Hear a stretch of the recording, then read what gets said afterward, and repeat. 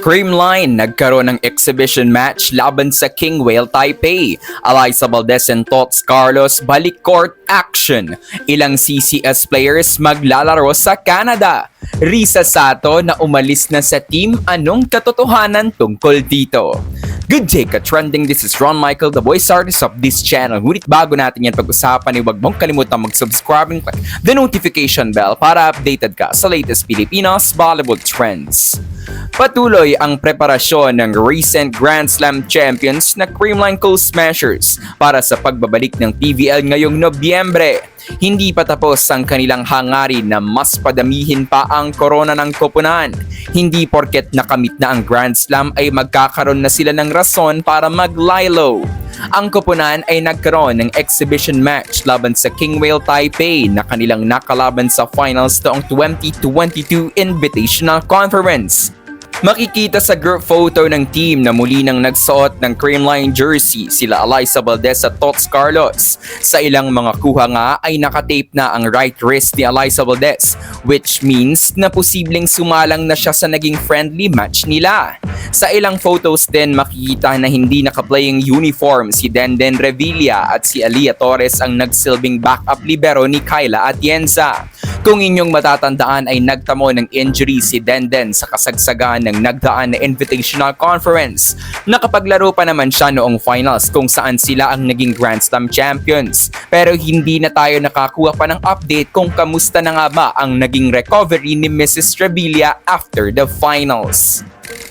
Bukod pa dyan, hindi kasama ng girls si Risa Sato sa kanilang exhibition game. Wala din si Risa noong nag-photoshoot ang Creamline bilang paghahanda sa pagbabalik ng PVL.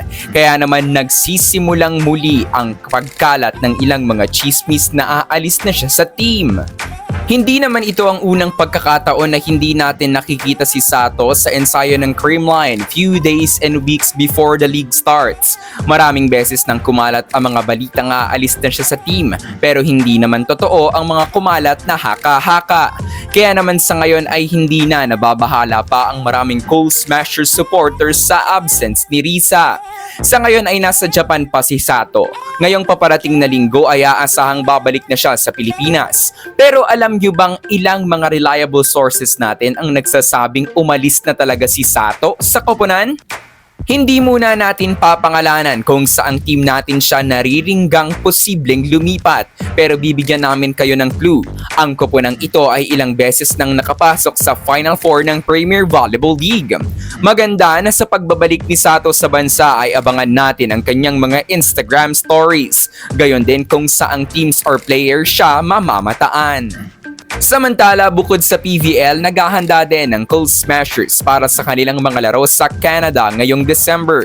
Sila ay pupunta sa Calgary, Edmonton, Lloydminster at Winnipeg mula December 21 to 29. Hindi kasama ang buong team at ang mga kalahok lamang ay sila Kyle Negrito, Tots Carlos, Ella De Jesus, Bernadette Pons, Bea Bonafe, Aliyah Torres at Gemma Galanza kasama ang dalawa nilang head coach Sherwin Meneses and Mark Caron.